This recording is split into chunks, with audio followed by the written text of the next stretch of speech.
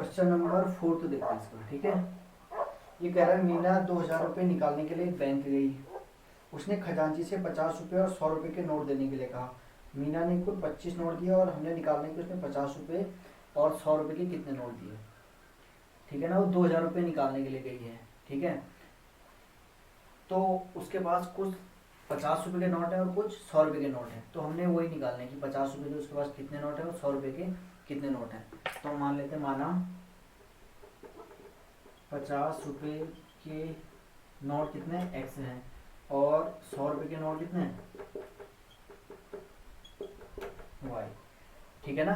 और देखो वो कह रहा है कुल 25 नोट हैं, मतलब यहाँ पर लिखोगे चूंकि कुल नोटों की संख्या कितनी है 25, तो एक्स धन वाई बराबर हो गया 25 हो गया, ठीक है ना।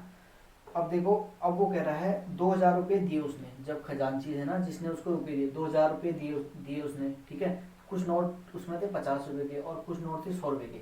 मतलब देखो 50 रुपये के नोट एक्स हैं, तो 50 रुपये के नोट का मूल्य कितना हो जाएगा 50x। ऐसी 100 रुपये के नोट हैं वाई, तो 100 रुपये के नोटों का मूल्य कितना हो जाएगा 100 वाई, और कुल रुपये कितने हैं 2000 है। समझ में आ गया ना। ये 50 रुपये के नोट एक्स हैं और 100 रुपये के नोट वाई हैं और कुल 2000 रुपये है ना, तो 50 रुपये के नोटों का मूल्य 50x हो जाएगा और 100 रुपये के नोटों का मूल्य कितना हो जाएगा 100 वाई हो जाएगा, और टोटल 2000 रुपये, ठीक है। हमने 50 रुपये और 100 रुपये के नोट निकालने हैं। तो ऐसा करते हैं, क्या करते हैं, या तो इक्वेशन फर्स्ट को 50 से गुणा कर लो या फिर 100 से गुणा कर लो, क्योंकि इनके कोफिशिएंट इक्वल करने ना हमने। तो ऐसे करते हैं, इसको 100 से मल्टीप्लाई कर लेते हैं। इक्वेशन फर्स्ट इंटू 100, ठीक है। इसको 100 से गुणा करा तो कितना हो जाएगा 100x धन 100y बराबर हो गया 25 हो गया ना, ठीक है। तो और ये कितना है 50x धन 100y बराबर 2000। तो घटा लेते हैं इसको, माइनस माइनस माइनस, ये कट गया और ये हो गया 50x बराबर 500 हो गया। यहाँ से x बराबर कितना आ जाएगा 10 आ जाएगा, ठीक है। x से 10 आ गया तो x का मान यहाँ पर रख लो। इसको इक्वेशन 3 देते हैं, इसको इक्वेशन 4 देते हैं, ठीक है। तो x का मान समीकरण 4 में ना 3 में रख लेते हैं। 3 या 4 किसी में रख सकते हो आप। तो 3 क्या थी हमारी 100x धन 100y बराबर 2500 है ना। x से 10 आया तो कितना हो जाएगा 1000, 2500 हो गया, ठीक है। तो यहाँ से 100y बराबर कितना हो गया 2500 में से 1000 गया 1500 हो गया, और x आ गया यहाँ से हमारा 15, ठीक है। x हमारा कितना आ गया 15, x आ गया 15 और y आ गया हमारा 10, नहीं सॉरी y आया 15, y आया नहीं, y आया 15 और x कितना आया 10, x आया हमारा 10, ठीक है। इसका मतलब क्या है, जो 50 रुपये के नोट हैं वो कितने हैं 10 हैं, और जो 100 रुपये के नोट हैं वो कितने हैं 100 रुपये के नोट है 15 है, ठीक है। देखो 15 धन 10 बराबर 25, और इसको यहाँ रख के देख लो 50 धन 500 और ये कितना हो गया 1500 और 500 कितना हो गया 2000। तो आंसर ठीक है हमारा, ठीक है। अगला क्वेश्चन देखो, क्वेश्चन नंबर 5।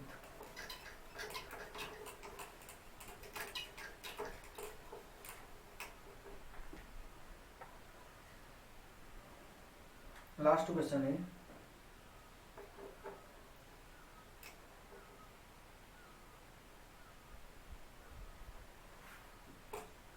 देखो क्या कह रहा हूँ। किराए पर पुस्तक देने वाले किसी पुस्तकालय का प्रथम 3 दिन का किराया नियत है तथा उसके बाद प्रत्येक अतिरिक्त दिन का अलग किराया लगता है।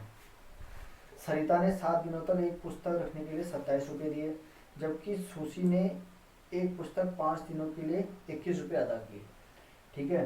तो हमने निकाला नियत किराया तथा प्रत्येक अतिरिक्त दिन का किराया। मतलब हम वहाँ से किताब लेते हैं तो फर्स्ट 3 दिन का किराया तो फिक्स है, इतना रुपया देना है, ठीक है। उसके बाद जितने दिन आप ले जाओगे उतना किराया आपको देना पड़ेगा। तो देखो हम मान लेते हैं, माना नियत किराया कितना है, माना जो नियत किराया है वो है x रुपया, और जो प्रत्येक अतिरिक्त दिन का और प्रत्येक दिन का जो किराया है कितना है, प्रत्येक दिन का किराया माना है y रुपया, ठीक है, ठीक है ना। अब प्रथम 3 दिन का तो हम मान लेते हैं, माना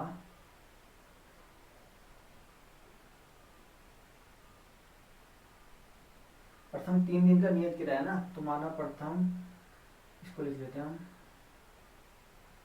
माना प्रथम 3 दिन का नियत किराया, ठीक है, 100 रुपया 3 दिन का फिक्स है। उसके बाद जितने दिन वो किताब लेगी है उसको उतने रुपए देने पड़ेंगे, तो 3 दिन का 100 हो गया।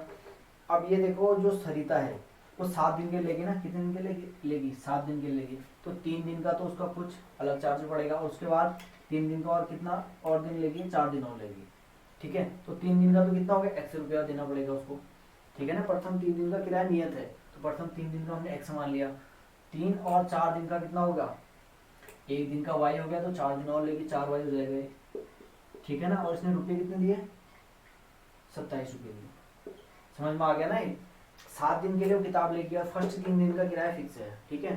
तो 3 दिन का ये हो गया 100 रुपया, और अगले दिन कितने दिन के लेगी वो, 4 दिन के लेगी, तो 4 y हो गए, ठीक है।